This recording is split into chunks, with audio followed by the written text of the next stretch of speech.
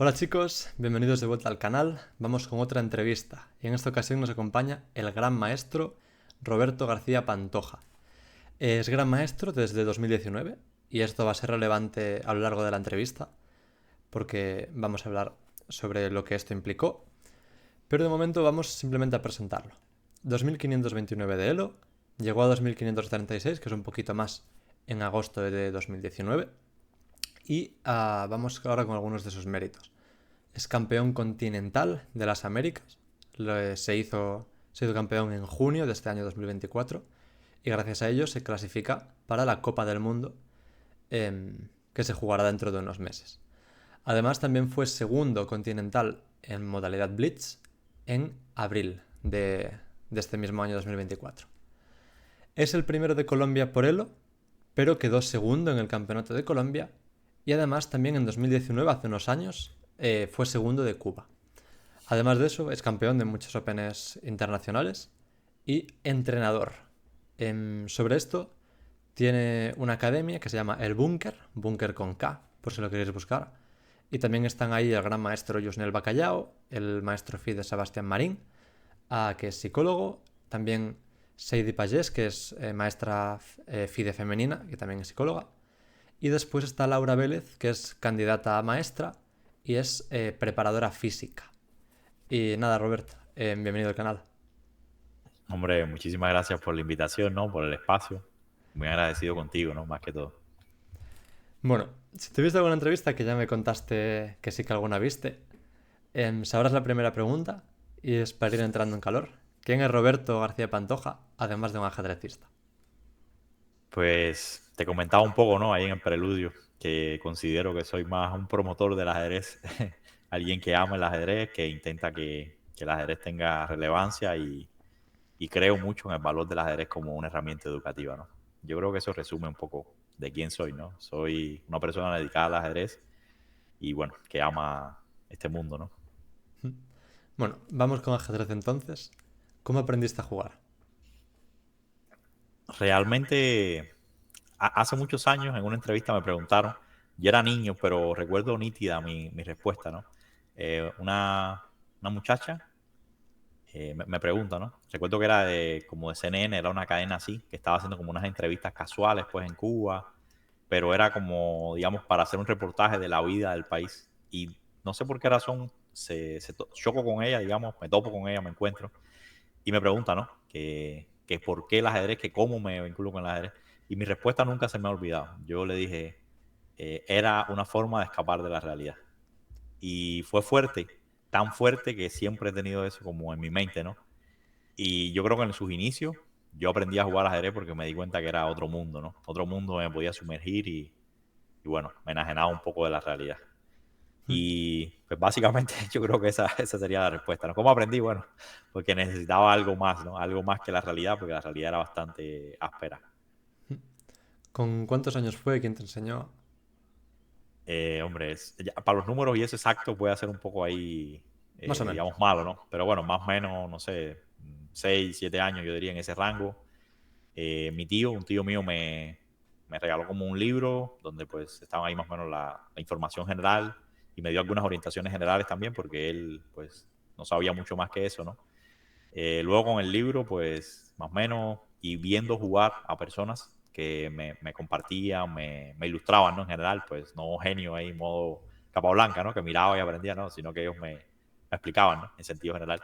Y un señor que en paz descanse, que se llamaba Miguel Ángel, que el señor era como el dueño de los juegos, ¿no? Digamos. Y entonces él obligaba a que jugaran conmigo. Y así fui aprendiendo, perfeccionando de alguna manera. Y esa fue como la etapa inicial, ¿no? Así fue que aprendí a jugar ajedrez. Sí. Dijiste en alguna entrevista que leí, y también me comentabas, que en América o en Cuba no hay muchísimos torneos y entonces puede ser complicado llegar a tener títulos altos como el de gran maestro sin salir de estos países. Em, esta no. ¿Esta falta de torneos fue un problema al principio? ¿O podías jugar en otros ambientes? Sí, siempre fue un inconveniente, ¿no? En gran medida, porque a medida que uno quiere mejorar, digamos, en su nivel o en sus aspiraciones, se va haciendo complejo si no puede pues tener la oportunidad de enfrentar el siguiente nivel, ¿no? Por decirlo de alguna manera. Cuando tienes 2.200, si quieres llegar a 2.300, pues es útil poder competir contra jugadores de 2.300 para aprender de ellos, entender cómo piensan, qué diferencias hay, qué debo mejorar. Un buen entrenador suple en gran medida, pero pues los eventos, la parte práctica tiene mucho peso, ¿no? Y claro, esa limitante siempre hace más lento el proceso, ¿no? Yo recuerdo así, pues sin fechas exactas tampoco, pero en datos generales, que no sé, 17, 18 años, quizás un poquito más, por ahí, por ese rango, yo ya tenía más de 2.400 y me hice gran maestro pues en el 2019, ¿no? Como comentaste, es Sí. decir, prácticamente fueron 9 años después, si no me equivoco, que logré hacerme gran maestro. Te das cuenta de que hay una ausencia total ahí de oportunidades en algún punto, ¿no? Porque pues cada persona vive un proceso diferente, pero en mi caso en particular fue muy difícil tener oportunidades de jugar eventos que me dieran la oportunidad real de luchar por una norma de gran maestro. Tanto así que me demoré 9 años de pasar de 2.400 pues a 2.500 gran maestro, ¿no? Bastante lento, yo diría. ¿Y cómo conseguiste suplir esta necesidad de jugar más torneos? Realmente no logré jugar más torneos. Lo que mejoré fue, digamos, mi efectividad. No sé si había un torneo al año, pues yo, acá tengo que decir, siempre lo comento, ¿no? Que fue gracias a Lázaro Brusón, pues él me dio la oportunidad de trabajar con él como un second, ¿no? Como un second de aperturas. Y pues más allá de que pues yo hacía mi trabajo, ¿no? Pues con mucho cariño, digamos, y con deseo, ¿no? Obviamente. Él me ayudó mucho en mi formación en general, ¿no? Entonces eso hizo que creciera mucho en cuanto a la comprensión de los aspectos prácticos, al enfoque de la partida. Y yo creo que en gran medida, y siempre por eso agradezco a él, ¿no? En este aspecto específico, y a otro amigo, que bueno, es como familia también para mí, que se llama Maestro Internacional Rodney Pérez García. Porque ellos dos, Brusón, desde el punto de vista técnico, me ayudó a crecer mucho. Y Rodney, pues Brusón y demás, ¿no? Ellos organizaban como torneos de Blitz casi siempre, pero ahí jugaba Leniel Domínguez, jugaba Isan Ortiz, Luis Manuel Pérez, Michael Góngora, jugaban fuertes grandes maestros, maestros internacionales. Entonces ellos me dieron la oportunidad de participar, ellos me apoyaban, ¿no? Y bueno, pues ahí pude suplir la ausencia de eventos. Gracias a la formación técnica, pues con Brusón en gran medida, y al espacio que pues prácticamente me dieron la posibilidad, ¿no? Entonces, aunque no estaba compitiendo quizás contra grandes maestros, pues ahí estaba con ellos, jugando Blitz, entendiendo su enfoque, y bueno, pues aproveché, ¿no? Ya eso fue en el año 8 por ahí.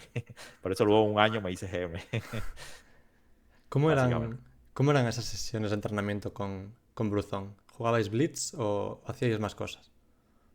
No, por lo general trabajamos temas específicos. Recuerdo que toda la relación empezó para un Capablanca, el de 2014, si no me equivoco, 2014, 2015.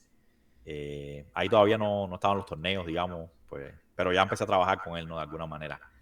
Y fue para un Capablanca, que era un evento que siempre se hacía complicado y él como que le solicitó, yo creo, pues algo así a la Federación Cubana, que alguien joven pues, que tuviera ganas, ¿no?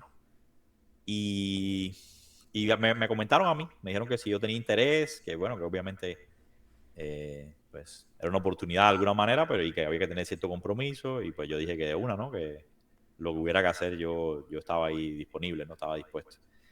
Y en las sesiones de entrenamiento tocábamos temas específicos. En ese momento, pues en vista al Capablanca. Recuerdo que si no me equivoco, lo jugó Vallejo, lo jugó Wesley So, eran como de los extranjeros así más fuertes.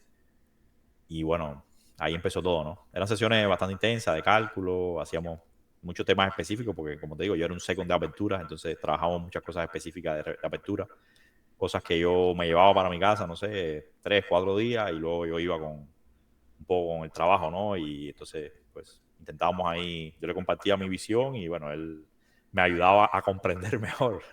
Pero bueno, básicamente yo analizaba mucho con el motor y eso, él me fue ayudando a mejorar los métodos y obviamente eso hizo que el trabajo también mejorara su calidad, ¿no?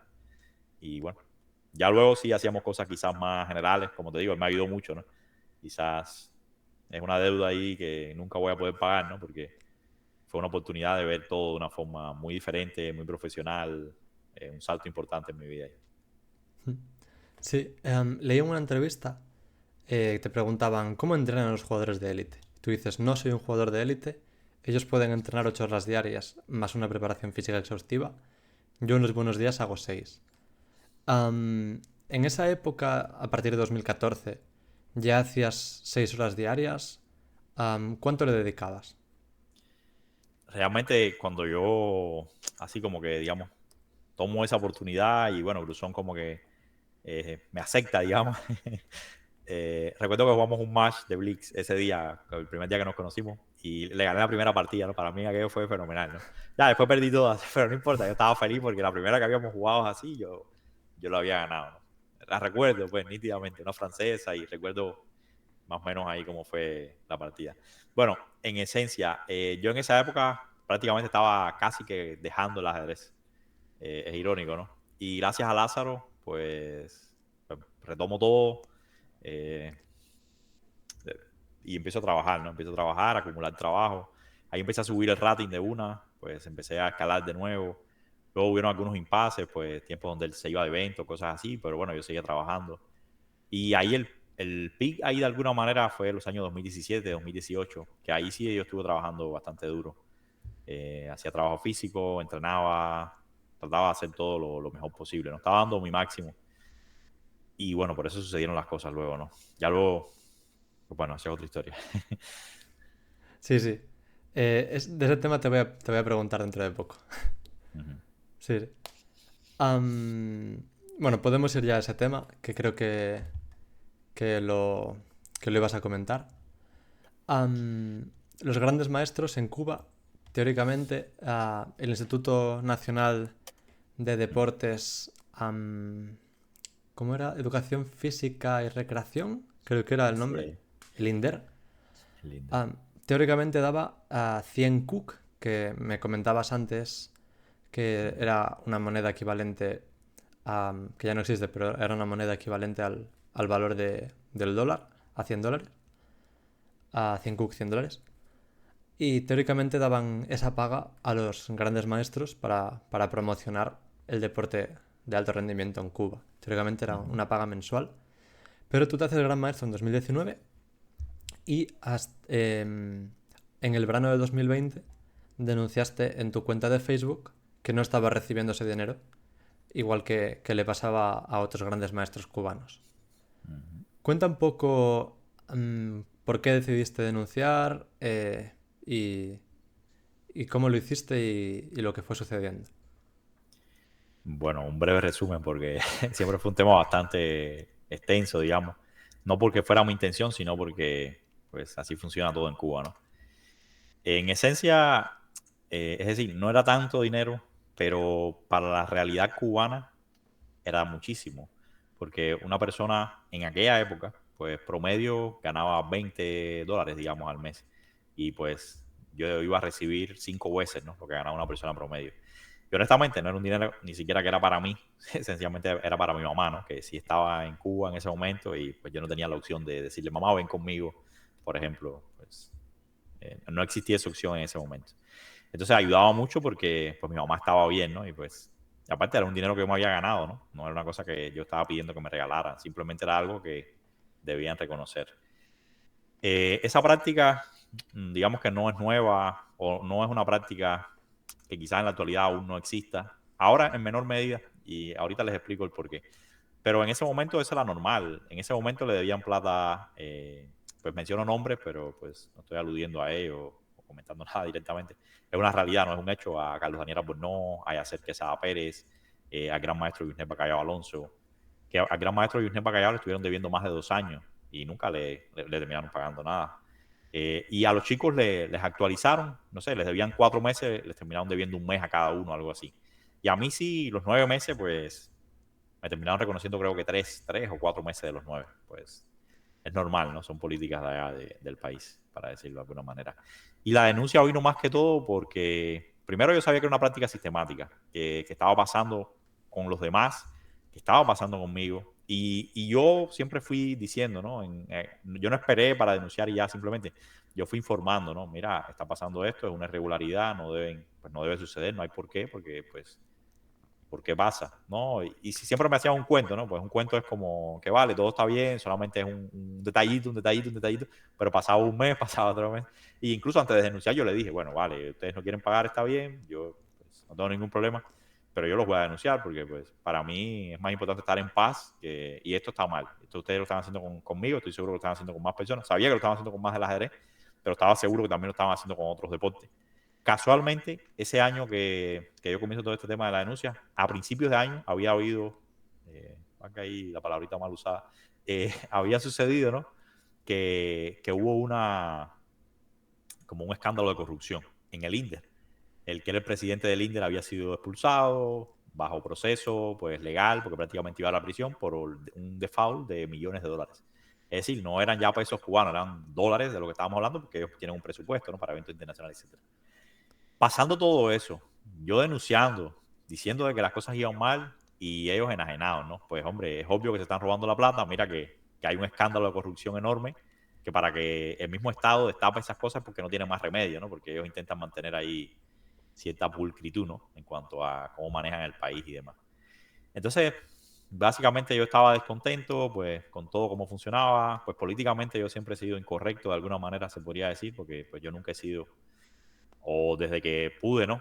Ver el mundo de una manera diferente, comprender qué estaba pasando. Yo nunca he estado de acuerdo para nada en lo que sucede dentro de Cuba. Pues, no hay un gobierno, sencillamente hay un grupo ahí que está en el poder y administra el país como si fuera una empresa privada.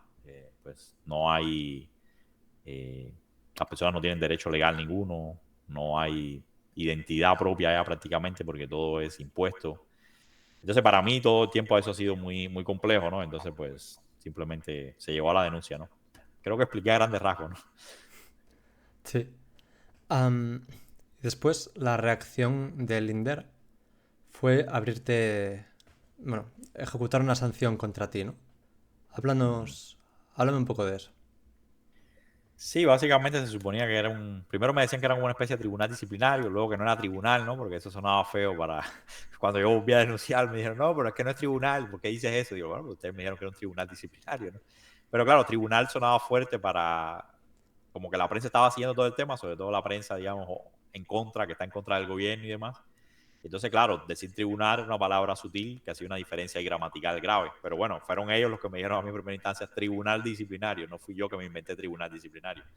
Ya luego era comisión disciplinaria, alguna palabra más tenue, ¿no? Sí, básicamente es muy gracioso porque la sanción viene, no es, es decir, ellos me dicen, básicamente, te sancionamos no porque no tengas la razón, tu dinero te lo vamos a pagar. Bueno, me pagan 3, 4 meses, no recuerdo exactamente, no me reconocieron todo, pero vale. Te sancionamos es porque al denunciar en redes sociales, es decir, porque denuncié me sanciona, estás creando una imagen poco favorable sobre las instituciones del gobierno cubano. Imagínate. Es decir, tienes razón, pero te vamos a sancionar porque no nos puedes denunciar. Bueno, ¿y cómo hago para cobrar entonces? Es una cosa irracional, ¿no? Pero así es Cuba, es muy surrealista. Am, Después, una cosa que me habías comentado antes de hacer la entrevista, que hablamos un poco, es que tú organizaste un torneo en, creo que fue 2020, que lo llamaste la Copa Cuba, donde jugaron diferentes cubanos que estaban exiliados. Y la final fue entre Lenier y Lázaro Bruzón. Este torneo lo organizaste en Lichess y comentabas que estás convencido de que desde el INDER lo intentaron boicotear, ¿no? Sí, sí, ese fue un esfuerzo de un amigo, el gran maestro también, pues de ajedrez, Carlos Antonio Evia, Alejano, que igual vivía allá en ese momento en Estados Unidos. Y bueno, y mi persona que estaba en Cuba en ese momento, ¿no? Hubieron otros grandes maestros que apoyaron también, pero bueno, igual, pues muchos viven en Cuba también, entonces pues ellos saben quiénes son, ¿no? No hay necesidad de relacionarlo con actividades o con mi persona, que soy un poco, digamos, opuesto al régimen, ¿no? Al régimen cubano. Que también apoyaron y hubo un patrocinador, porque realmente el torneo tuvo una premiación, no eran bueno, eran miles de dólares en bolsa total, pero no para el ganador. Realmente Lenier tuvo la gentileza y la amabilidad, ¿no? Porque es un gran ser humano, de participar apoyándonos.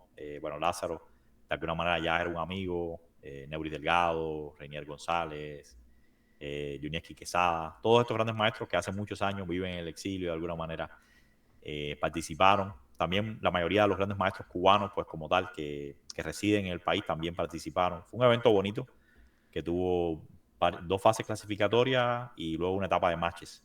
Y bueno, a la final llegan Lenier y Brusón, que pues fue muy bonito también porque muy significativo, ¿no? Las dos figuras principales del ajedrez, pues finales del siglo XX y bueno, también obviamente este siglo XXI de alguna forma. Entonces sí, básicamente la regla para participar en el torneo era haber nacido en Cuba, era el único requisito. No importaba si usted vivía en China, usted nació en Cuba, usted es cubano y claro, nosotros pues le abrimos las puertas al evento, ¿no? Entonces así funcionaba y sí, paralelamente intentaron hacer un evento también, como una especie de campeonato nacional por equipo, que nosotros tuvimos, o al menos yo tuve la gracia, digamos, de jugar también. Y en lo individual yo gané ese torneo, ¿no? Pero es decir, yo no lo hice tanto por el aquello de jugar o de ganar, sino más como porque me parecía ridículo lo que estaban haciendo y yo encontré el espacio así todo para participar y bueno, es como darle una cachetada sin mano, ¿no? Una onda así, ¿no? Como que lo que estás haciendo no tiene ningún sentido, pues porque es ridículo. Estamos haciendo una cosa que es por el ajedrez, porque pues, no tenía un sentido político lo que estábamos haciendo. Mi amigo y yo, simplemente era por el ajedrez. Apareció este patrocinador, que es una persona a la que agradezco muchísimo también, pero bueno, pues, él también sabe quién es, ¿no? Y de forma anónima él apoyó todo. Fue muy bonito. Luego también, a través de alguna empresa pues suiza, también se apoyó el ajedrez nacional a nivel niños, algo así. Pero bueno, una cosa muy general también. Y pues eso, ¿no? Am, después de estos enfrentamientos con el gobierno cubano y el INDER, decides irte a Colombia y renunciar también a jugar la Olimpiada con Cuba en 2020 al tomar esta decisión. Am, Cuéntame un poco sobre eso. ¿En qué momento lo decides? ¿Cómo lo haces? Y cuéntame un poco. Sí.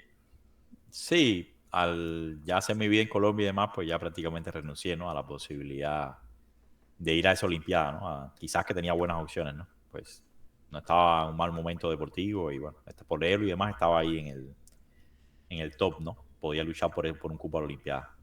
No, fue una decisión personal, pero ya antes de la denuncia y todo el tema, ya pues yo sabía que iba a ser una necesidad, ¿no? Que mi nueva realidad no iba a ser en Cuba, que pues allá todo tiene consecuencias y como te comenté en algún punto todo es muy político. Entonces, siempre termina afectando directamente tu vida personal y en la mayoría de los casos también afecta la vida de personas que están en tu entorno cercano, ¿no? Puede ser tu mamá, tu tía, tu tía. Familia cercana también se puede ver afectada pues, en el ámbito laboral, personal, porque te soy honesto, toda mi batalla de alguna manera fue contra el INDER directamente y todas las denuncias fueron ante el INDER y el problema se manejó a través del INDER. Honestamente, si bien es una entidad del Estado cubano, yo no luché directamente contra el Estado cubano. Más allá de que yo pues me considero una persona, digamos, opositor, ¿no? Opositor de lo que sucede en el país, que me parece que es vergonzoso. Pero pues la lucha fue directamente contra el INDER. Y yo lo enfoqué así, en gran medida, porque yo también sabía que si lo enfocaba contra el Estado cubano, me iban a aplastar, ¿no? Pues, y no es una metáfora. Me iban a aplastar en el sentido de que yo no iba a poder ni salir siquiera del país, ¿no? Y no fue tanto por un tema de miedo, sino pues que era una realidad, ¿no? El Estado cubano, pues como tiranía, como dictadura al fin, es bastante agresivo, de manera muy sutil, porque esa es como una de sus marcas. Ellos no te van a... Es una cosa que ellos presumen incluso, ¿no? Antes del triunfo de la revolución, perfectamente te secuestraban, te torturaban, te mataban, ¿no? Y ellos se pasan la vida presumiendo de eso antes del triunfo de la revolución. La revolución cubana fue necesaria porque eso fue simplemente algo popular, eso no fue una cosa aislada. Pero luego secuestraron lo que era algo del pueblo, lo secuestraron ahí y pues básicamente todos estos años lo que ha habido es, pues, te decía en algún momento, ¿no? Un grupo ahí que está en el poder y que hace y deshace, ¿no? Entonces ya no te matan, ya no te torturan, pero pues no tienes posibilidades de vivir, no hay posibilidades de soñar, no hay posibilidades de crecer como ser humano, ¿no? Sí, esto que comentas de las dificultades para salir del país, estuvimos hablando sobre ello antes de la entrevista y puede ser interesante que lo comentes, ¿no? El pasaporte que tenían y tienen los deportistas y en oposición al pasaporte de los ciudadanos corrientes. ¿Puedes comentar un poco ese tema? Sí, normalmente los deportistas le dan como una especie de pasaporte diplomático. digamos que no es de mayor rango, no eres un diplomático en todo el sentido de la palabra, pero por decir algo, en los controles aeroportuarios, pues tú puedes ir por los canales diplomáticos. Yo nunca hacía filas en los aeropuertos, yo simplemente iba por el canal diplomático. Es decir, te da algunas ventajas, aparentemente, pero es una manera también de controlar tu vida, ¿no? En cuanto a tu vida deportiva y tu vida personal. Porque tú no tienes, digamos, la identidad, tú no tienes prácticamente no tienes el derecho en algún punto de tener tu pasaporte como ciudadano cubano, que es lo más normal en cualquier país del mundo, pues tú eres un ciudadano del país, tú puedes tener tu pasaporte. En Cuba es más complejo. Ese pasaporte rojo es el que te permite la salida porque muchas facilidades con el tema de los visados, que Cuba es un país bastante limitado en ese sentido. Yo no necesito visa para ir a la esquina, pues quiero ir prácticamente, esto es chiste, ¿no? Pues porque San Andrés es parte de Colombia, entonces no necesito visa. Pero en chiste prácticamente quiero ir de acá donde estoy a San Andrés, que es parte de Colombia, y que me piden visa, ¿no? Pues es excesivo el tema. Y entonces el Estado cubano te facilita ese pasaporte, que para la mayoría de los países no necesitas visa porque estás viajando en calidad de diplomático. Pero claro, tiene la trampa de que pues, te vas a ver atado a ellos y solo puedes viajar cuando hay un evento específico, cuando ellos te autorizan, porque no es solo que hay un evento, tienes que pedir unos permisos especiales, etcétera. Y actualmente, que te comentaba así a grandes rasgos, igual lo comento a grandes rasgos, incluso se ha llegado al extremo ya de regular a las principales figuras del país, que regular no es más que no permitirles tener siquiera el pasaporte personal, el pasaporte este azul que les digo. Es decir, estás atado a un pasaporte rojo, a este pasaporte diplomático que ellos te facilitan, entre comillas, porque lo que hacen es intentar controlar tu vida y pues que tú no tengas ningún tipo de autonomía, ¿no? ¿Y hay actualmente deportistas regulados? Hasta donde yo sé, pues conozco el caso en los hombres, a los que son ahora mismo las dos principales figuras del ajedrez cubano, los grandes maestros Carlos Daniel Albornoz y Luis Ernesto Quesada.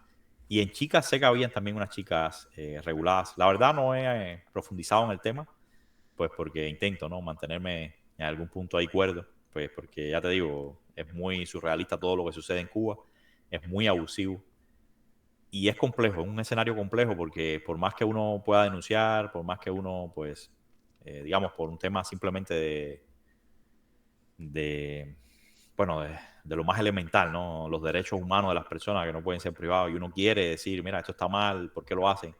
Muchas veces luego se encuentra con que las mismas personas que viven dentro del país o que forman parte, pues, ya sea por circunstancias o porque pues, algunos están ahí por convicción también, hay que decirlo, pues ellos están bien, ¿no? Entonces, yo he optado más por una política de, vale, yo no estoy de acuerdo con eso, pues si puedo denunciarlo, lo voy a denunciar, porque me parece correcto, pero esa es mi postura. Entonces, pues esas personas siento que también tienen la responsabilidad de denunciar y de defender su postura, ¿no? Me parece que esa es como mi política actual con respecto a Cuba, ¿no? Después, volviendo al tema más organizativo, o organizativo político, ¿cómo la Federación Colombiana apoya a sus deportistas? ¿Qué cambios hay con la cubana? Porque dices que estás muy agradecido a la federación. Entonces, entiendo que dan apoyos diferentes. Sí, sí, claro. El apoyo es muy diferente y no solo es un tema de recibir una mayor remuneración económica o no, es un tema también de hasta el momento, ¿no? Pues yo ya digo, hasta ahora yo tengo solo palabras de agradecimiento, ¿no? Y gratitud. Pues por decir algo, antes del Continental se me dio la posibilidad, ¿no? De ir a unos eventos preparatorios. Irónicamente, fue el Capablanca, el Memorial Capablanca que fue en Cuba, pero bueno, fui como jugador colombiano, ¿no? A ese Memorial Capablanca y todo fue pues apoyo de FECODAR, ¿no? Se me apoyó también para que estuviera como una especie de base de entrenamiento, como unos 15, 20 días, todo eso fue antes del Continental también, que eso ya lo organicé yo personalmente, pero bueno, se me dio como la posibilidad, el espacio con los tiquetes, se ajustó el itinerario para que yo pudiera, ¿no? Organizar bien este tema ahí de, digamos, ya el entrenamiento como tal. Se me apoyó para participar en el Continental, es decir, todo el tema logístico, todos los gastos fueron cubiertos por FECODAS. Se da apoyo a eventos internacionales. En principio, la visión es que estemos ahora un mes antes de la Olimpiada, pues concentrados como equipo, que estemos participando en algunos eventos en Europa. Y bueno, incluso luego que después de la Olimpiada, pues o la visión, porque esto todavía no es una realidad, ¿no? Pero es lo que se ha planificado, digamos, es que también estemos en el Iberoamericano. Y pues bueno, todo eso son gastos sufragados por FECODAS. Eh, pues ya te digo, el presidente o el actual presidente, ¿no? El señor Weyman Muñoz, ha estado muy pendiente de todo el proceso, pues cómo te sientes, que es algo tan simple, ¿no? Pero pues eso ayuda también, ¿no? Cómo te sientes, qué necesitas, el hombre es así siempre, ¿no? ¿Qué podemos hacer para que pues tú lo hagas lo mejor que puedas? Porque simplemente es eso, ¿no? No es que ganes o que pierdas, simplemente nosotros estamos acá para apoyarte, ¿no? Entonces, para mí eso es muy valioso. Ya te digo, más allá de un apoyo, ¿no?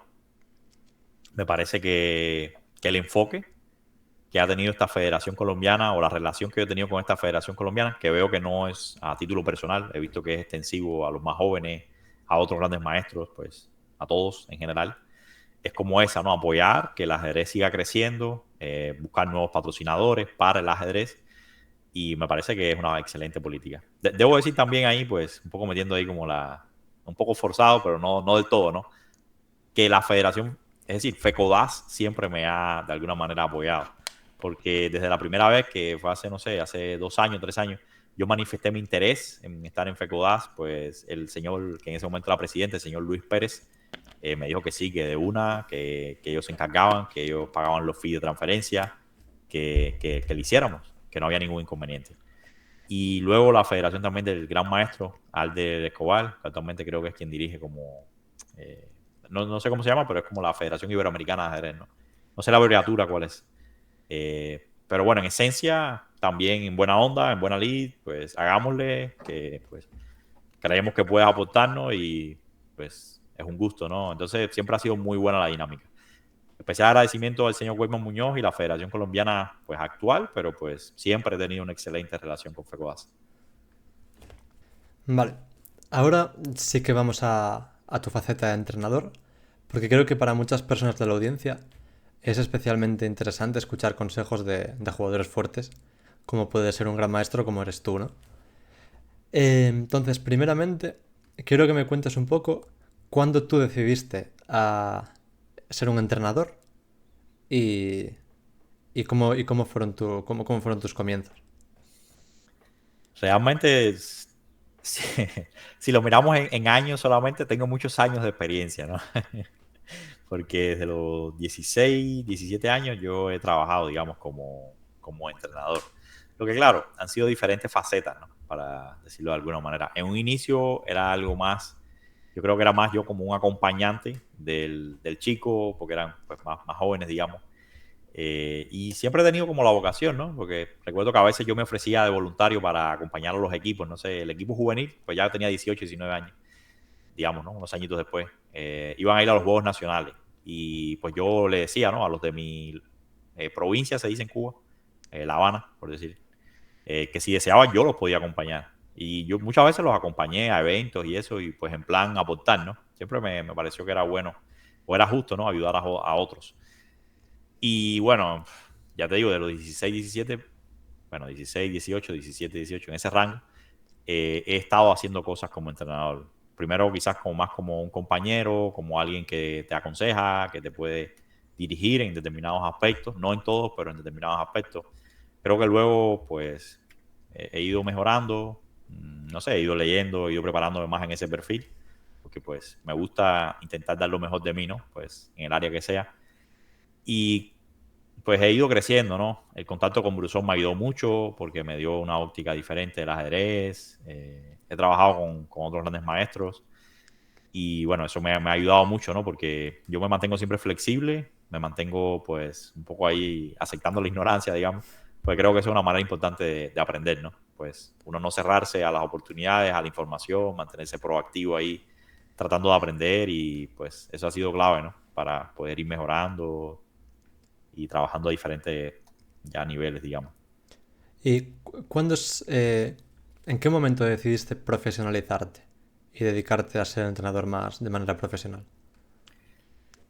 Realmente todo comenzó con la pandemia, es la realidad. Antes de eso yo tenía clases, impartía una clase, no sé, pero impartía 1 o 2 clases a la semana, por decir algo.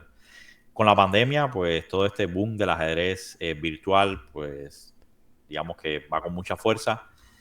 Y yo estaba en Cuba, estaba encerrado pues prácticamente. Fue gracioso porque yo fui a Cuba en ese momento solo para renovar mi visado. Porque en ese momento yo tenía que ir a Cuba obligado para los temas de mi visado. Y entonces yo fui para renovar el visado y a los 10 días cerraron el país. Y pues el mundo, ¿no? Todo el mundo prácticamente se paralizó. Entonces quedé encerrado en Cuba y fue muy simpático porque yo llevé, no sé, hasta la idea que $200. Porque yo solo iba a hacer una gestión y me devolví a Colombia, en mi cabeza, ¿no? Y imagínate que me quedé, es decir, yo tenía mis tarjetas de débito, de crédito, todo el cuento, pero nada de eso funciona en Cuba. Es decir, no hacía diferencia. Fue mi charro. Entonces me quedé con mis $200. Recuerdo que bueno, que me puse a hacer cosas bien creativas. Recuerdo que compraba aguacate, compraba, no sé, 100 aguacates y los revendía luego, cosas así locas porque tenía $200, tenía que hacer que esa plata me durara porque yo no sabía cómo se iba a acabar la pandemia.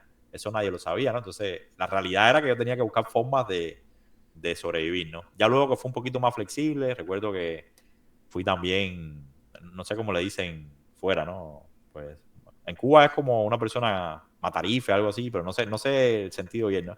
Simplemente pues comprábamos cerdo, un tío mío y yo, marrano o cerdo, no sé cómo le dice tampoco por allá, pues lo comprábamos entero, información ahí morbosa para el que comprábamos el cerdo y ya después lo preparábamos, ¿no? Lo alistábamos y todo el cuento, entonces lo vendíamos, ¿no? Eso era un negocio, pues. Todo eso hice con aquellos $200. Me acuerdo que terminando la pandemia ya tenía 1000 y pico. Y todo fue como $200. Que con esos 200 yo vivía, empecé a hacer esas bobadas, pues, a invertir para poder sobrevivir, ¿no? Entonces ahí me di cuenta que tenía que hacer algo porque estaba encerrado en Cuba. Y bueno, obviamente lo de matar cerdos y eso no era como lo mío tampoco, ¿no? Pues estar matando el cerdo ahí, todo el cuento. Entonces ahí empecé a explorar un poco el tema de las clases. Y bueno, una cosa fue llevando a la otra y pues el tema virtual se me dio bastante bien, yo creo. Y bueno, pues aprendí lo que debí ir aprendiendo, todavía estoy aprendiendo, pero pues creo que fui mejorando con el tema de las herramientas tecnológicas, cómo potenciar, cómo aprovechar la virtualidad. Y bueno, fueron llegando resultados. Los resultados pues hicieron ahí la publicidad un poco por sí sola. Y bueno, gracias a Dios ahí pues no puedo quejarme, ¿no? Me ha ido muy bien. Y a la fecha pues siempre he tenido salud, como te dije al principio, hay salud, hay trabajo, pues todo está bien. Sí. Bueno, entonces me comentas que llevas muchos años entrenando, sea más o menos profesionalmente dependiendo de la época. Y a partir de toda esa experiencia, supongo que tendrás tus propias conclusiones. Entonces, ¿qué consejos, fruto de tu experiencia, darías para mejorar a diferentes jugadores de diferentes perfiles? Entonces, el primer perfil que te voy a dar es alguien que está empezando, tanto niño como adulto. Yo pienso que es importante cuando estás iniciando, pues uno es consciente, ¿no? Si es una persona adulta, ¿no? Vamos a empezar por el adulto. Pues, digamos adulto, no sé, ya hoy día es difícil, yo creo, definir qué es un adulto, pero bueno, normalmente más de 15 años más o menos tienen una noción clara en general, ¿no? De qué está pasando. Entonces, digamos que entender si el ajedrez es para ti una pasión o simplemente es un hobby. Me parece que eso es importante, definir esa línea. Si es una pasión, pues, hombre, disfrútalo. Creo que hay mucha información hoy día. El problema no va a ser de acceso a información. Creo que es más importante quizás tener una sesión, tener un entrenador me parece que va a ser útil si es un tema de que te apasiona. No tiene que ser para trabajar todos los días, pero me parece que sí es importante que tengas un guía, porque hay información de sobra, pero saber qué debemos ir consumiendo creo que es fundamental. Y es donde está el principal problema, me parece, en gran medida, ¿no? Entonces yo, si estás en ese perfil, eres alguien que está iniciando, pero pues eres consciente de que para ti es una pasión, pues te recomendaría que un entrenador, porque te va a ayudar mucho en tu proceso, te va a reducir el tiempo, te va a reducir los procesos de aprendizaje y va a optimizar, porque hay información de sobra. Ese ya no es el problema. El problema es tener un buen guía en esa etapa.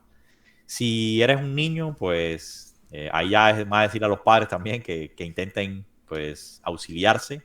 Me imagino que en esa etapa, desde mi punto de vista, no es tan importante quizás tener un entrenador ya que te vaya a guiar en un proceso pues hasta gran maestro, porque pues los niños son más cambiantes, es un proceso más dinámico.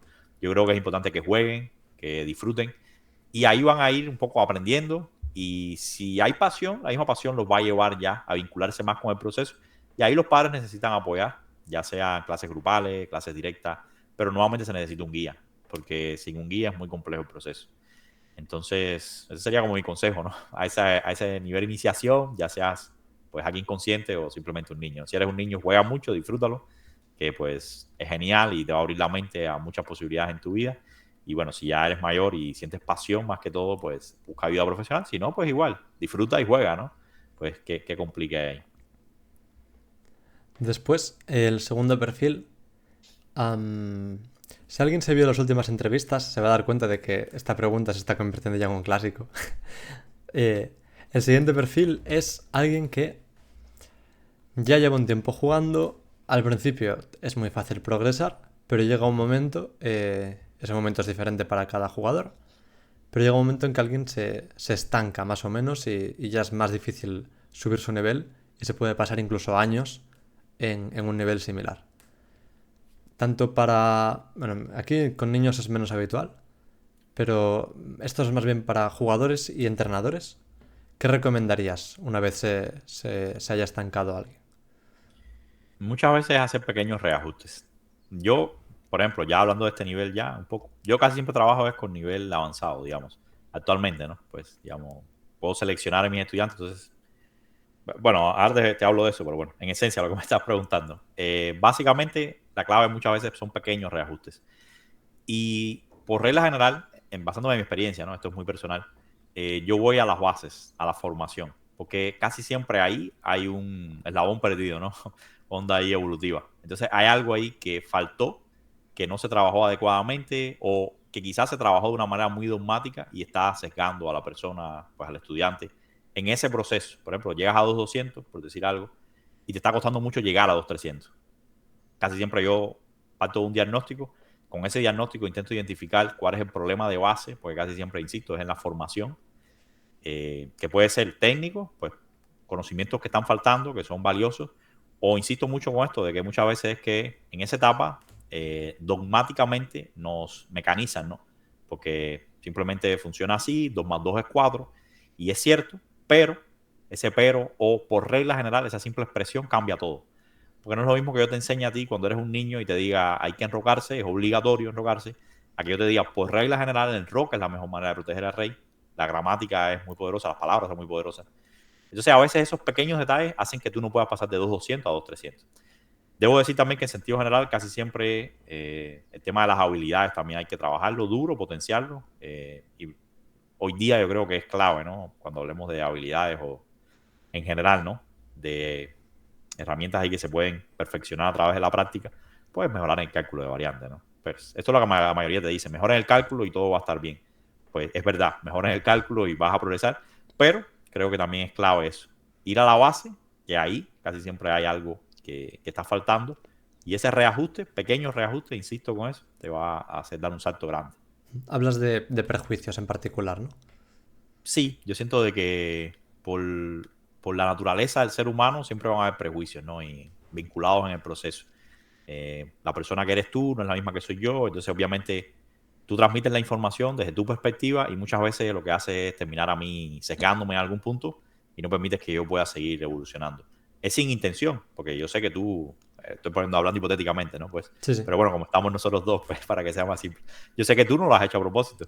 Y cuando yo miro, detecto algo así en un chico, yo sé que el entrenador no lo hizo a propósito. Pero bueno, el problema está ahí y si lo identificamos podemos resolverlo, ¿no? Vale. Ahora te voy a hacer un par de preguntas de la audiencia.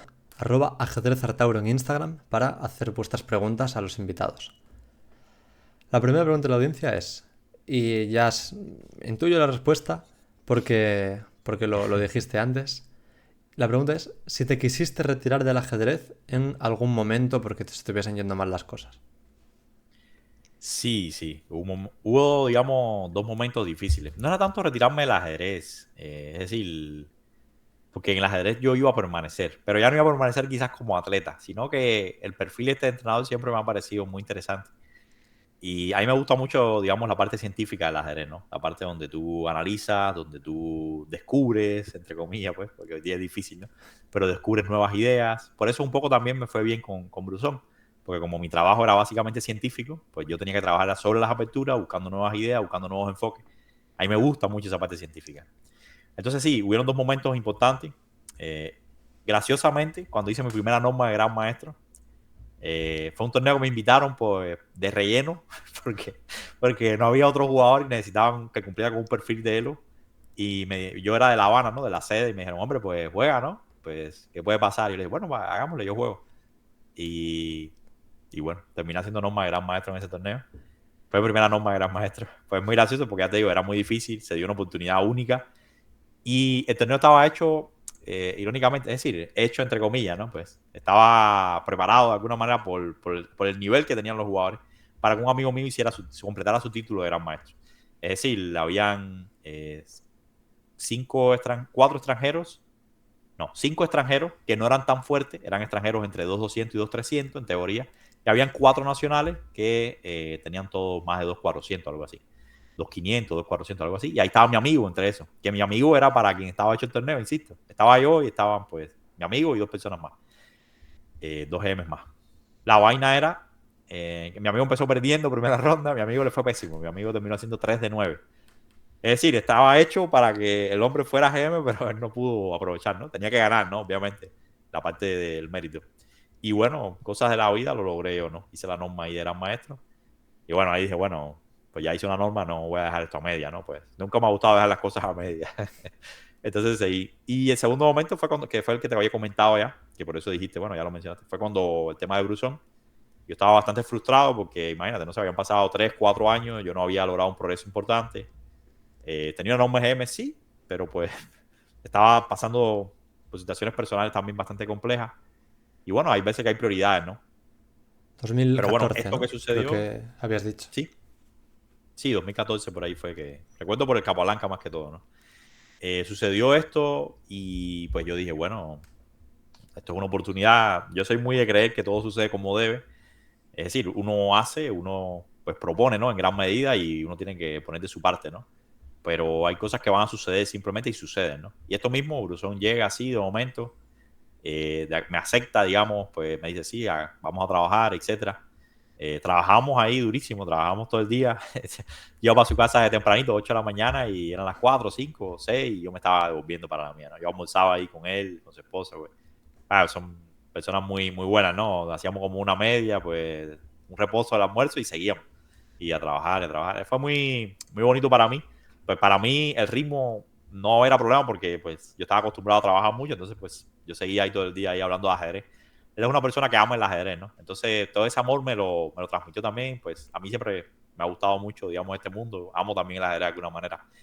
Entonces fue muy buena la relación, eso me ayudó mucho a mí a decir, bueno, pues si ya me volví a acordar, ¿no? Que tenía norma GM, digo, bueno, pues terminemos esto, ¿no? Y bueno, ahí ya fue el impulso final.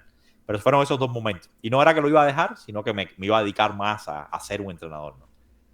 Sí. La segunda pregunta de la audiencia tiene que ver precisamente con tu faceta de entrenador. Es una pregunta quizás un poco ambigua, pero confío que tu respuesta va a ser interesante. Te preguntan, ¿cuál es el patrón más difícil en ajedrez? El patrón más difícil. Interesante. Te dije, es un poco Eh, ambigua, pero tu respuesta puede estar bien. sí, claro, claro. No, a ver, como patrón, casi siempre, digamos, cuando hablemos de patrones, casi siempre lo relacionamos más con patrones tácticos o figuras, ¿no? Figuras típicas de mate, cosas así. Pero, pues yo lo voy a relacionar con otra palabra, digamos. Vamos a relacionarlo con la palabra prions. Es algo que siempre me gusta y hablo mucho de esto. Que viene del ruso y básicamente significa posición a partir de la cual, ¿no? Hay un procedimiento técnico. Es decir, digamos, hay una columna abierta y usted tiene que saber cómo jugar para intentar ganar la columna abierta. ¿Cuál es el procedimiento técnico? ¿Cuál es, vamos a decirlo ahí, ¿no? Para que tenga sentido. ¿Cuál es el patrón que hay que seguir? Aunque normalmente se habla de un procedimiento técnico. Yo les recomendaría que me hizo la pregunta que investigue un poco más este tema de los prions, esos procedimientos técnicos estándar. Y ahí se va a estar haciendo una pregunta que creo que va a ser muy útil en su crecimiento, pues cuando vaya respondiéndola. Hay mucha bibliografía del tema y yo creo que es uno de esos secretos, pero que no es secreto, de la escuela soviética, de la escuela rusa de ajedrez que podemos aprovechar para crecer, ¿no? Sí, justo esto que comentas me recuerda a una posición que vi ayer. Estuve buscando cursos sobre estrategia y bueno, estuve viendo unos cuantos. Y en uno de ellos había un gran maestro que no consigo recordarme de su nombre, pero decía, claro, cuando yo era más joven no entendía por qué en las lava del cambio el blanco estaba algo mejor. Vale, el alfil de casillas negras del blanco es mejor que el de casillas blancas del negro, pero no entendía por qué. Y fue a partir de esta partida, o si hubiese visto en aquel momento esta partida, lo habría entendido. Y lo que hacía era explicar el procedimiento a partir del cual, precisamente, hablabas de la columna abierta, había que explotar esa ventajita de la columna y del mejor alfil. Es esto a lo que te estás refiriendo, ¿no? Sí, exacto. Hay procedimientos estándar que aplican a estructuras más que todo. Hay temas relacionados con la estructura es la clave. Los peones sí son el alma del ajedrez, muchachos. Es totalmente cierto. Y haciendo esa correcta lectura, usted va a tener pues prácticamente posibilidades infinitas, ¿no? A medida que trabaja y trabaja y trabaja, porque además, si adapta esta realidad a sus aperturas específicas, pues va a tener una comprensión muy profunda, ¿no? Y ya si utiliza el motor como una herramienta auxiliar, como una herramienta pues que es muy útil, no se puede negar. Claro, hay que hacer un uso correcto ahí, sería otro tema, pero bueno, pues va a mejorar, ¿no? Pues si usted comprende la estructura, si usted comprende los procedimientos típicos que van a haber por esa estructura y analiza además y se relaciona con esa transición apertura-medio juego, pues va a ser muy difícil que alguien le gane. Y no estoy hablando de los finales todavía, pues son importantes, pero hoy día, de alguna manera, aunque esto suena un poco ahí anti-chess, pues, o anti-tradición, los aspectos prácticos priman y es una realidad que hay mucho acceso a información. Esto es algo que he repetido, creo que en varios momentos del video. Entonces, si usted tiene una preparación muy enfocada en esa transición apertura-medio juego, que pues eso me parece que es responsable, son 20, 25 jugadas. Eso es un nivel profesional, si no, digamos 10, 15 jugadas a un nivel quizás un poquito más suave. Y a un nivel élite eso es 30, 40 jugadas y todavía están como enfocados, ¿no? Todavía saben el final que van a jugar, qué tipo de finales y qué procedimientos típicos hay. Pero bueno, digamos a nivel nuestro, ¿no? En general, de la 10 a la 20, estaríamos ahí rompiéndola, pues, como quien dice, y estaríamos haciendo algo muy responsable, porque estamos entendiendo bien la apertura, qué tipo de estructura vamos a buscar o tenemos, y cómo vamos a evolucionar, ¿no? Cómo va a evolucionar esa transición apertura-medio juego, qué queremos, cómo vamos a aprovechar la columna C, cómo vamos a aprovechar que nuestro alfil es un poco mejor que el de rival, ¿no? Por decir algo de la variante del cambio, ¿no? Y ahí estamos hablando de pre-Jones, lo que claro, más desarrollado o menos desarrollado, más básico o ya más complejo, ¿no? Mm. Esto lo voy a enlazar con la penúltima pregunta, que siempre es una pregunta que hago a todos los invitados y creo que es de lo más interesante. Y es que quiero que me recomiendes un libro, una serie de vídeos y un canal de YouTube. Evidentemente sobre ajedrez. De serie, hablabas antes de cursos de Chessable, de un par de autores, pero bueno, puedes recomendar otras. Y también puedes recomendar alguna en particular sobre esto que dices de los pre-jumps. Vale. Mira, pues voy a recomendar algo relacionado con los pre-jumps, de alguna manera. Pues voy a empezar por la serie, ¿no? Digamos, de Chessable en este caso, que apenas salió hace unos días. Es de Peter Nielsen. El autor lo había mencionado, pero este es un material diferente al que había mencionado anteriormente. Y se basa en un libro del gran maestro chileno Mauricio Flores, que es Chess Structures, estructuras de ajedrez, algo así. Es muy interesante el libro en sí, si no lo han visto, se lo recomiendo. Pero además les recomiendo esta serie porque es como una actualización que le hace Peter, un poco ya del enfoque moderno, de cómo ha evolucionado la estructura Maroczy, por decir algo. Ya no es la típica estructura de apretar, de intentar ganar el finalito por el espacio o ir progresando de a poco. Ya hay enfoques más directos, enfoques de ataque, enfoques donde se puede expandir con G4, como si fuera una estructura de ataque inglés. Estoy mencionando cosas en general, ¿no? Yo no he visto la serie todavía completa, les advierto.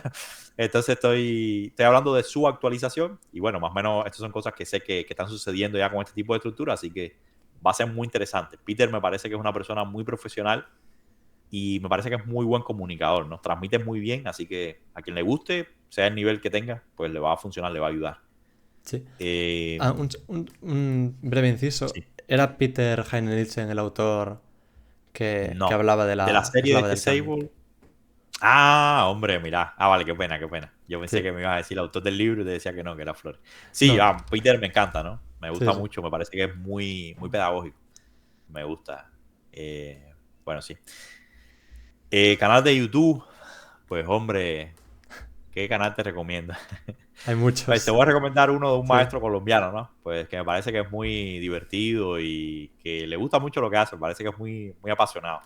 Es el canal del maestro FIDE Jorge Luis Castañeda. El canal se llama Pupilo Chess. Pupilo Chess. Tiene más de 10.000 suscriptores, es decir, es un canal pues interesante, ¿no? No es tan pequeño quizás. Es buen canal. Y el hombre tiene muy buena onda, le gusta mucho lo que hace, es muy pasional, es organizado, pues he visto que organiza bien el canal y eso. Y pues eso, me parece que estaría interesante. Vaya, pues como rescatando ahí lo nacional, ¿no? Ahí yo hablando como colombiano, pues. Y sobre el libro, me dices, ¿no? Hay un libro que a mí me gusta mucho, que no es tan moderno, pero que a mí me parece que es muy interesante, muy didáctico, que se llama La prueba del tiempo. Es de Gary Kasparov. A quien desee. Es un librito viejito, digamos, del siglo pasado, pues. Pero es muy bueno, a mí me parece que es genial. Es Kasparov hablándoles de ajedrez ahí, de cómo él fue evolucionando, cómo fue comprendiendo quizá un poco mejor los aspectos dinámicos. A mí me parece que está lleno de sabiduría ese librito. Si gustan, pues se los recomiendo. Sí, por lo que cuentas, parece que tiene bastante relación con la serie que recomendaste de Peter Hein Nielsen, precisamente por lo de actualizar estructuras que históricamente se pensaba que se debían jugar de una determinada manera, pero que gracias a los módulos se descubren planes nuevos, ¿no? Es que Peter tiene una serie anterior que es como de estrategia, que se basa en un libro también de un maestro internacional, si no me equivoco. Ahí te debo el dato exacto. Pero a mí se basa en un libro y entonces él como que actualiza el material, entonces pone enfoques del motor en determinadas posiciones y demás. Muy bueno también, ¿no? Entonces sí, eso es una actualización. Y con Kasparov irían es como a ver el proceso ya de Kasparov, pues hasta ese momento.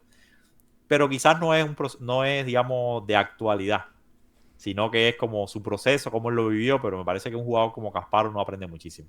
Pero sí hay un hilo lógico por ahí, ¿no? Y un poco el mensaje es que para progresar hay que, a veces, ¿no? Que ir hacia atrás, ir hacia adelante, o nutrirnos de un poco de esa información que ya está y buscar, ¿no? Un enfoque más moderno, quizás.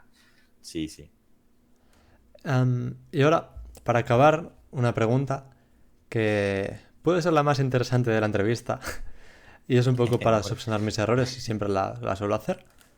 Y es que qué pregunta que te hice, que no te hice, quiero decir, querías que te hubiese hecho.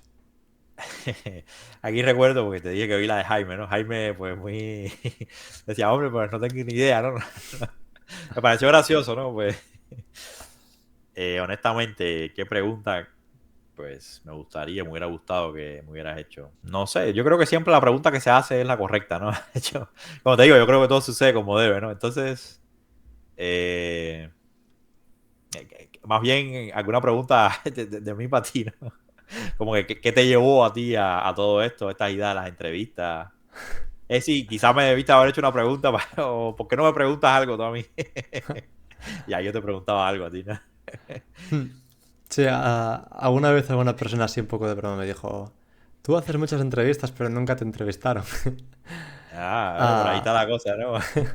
Podrías entrevistarte así medio de broma.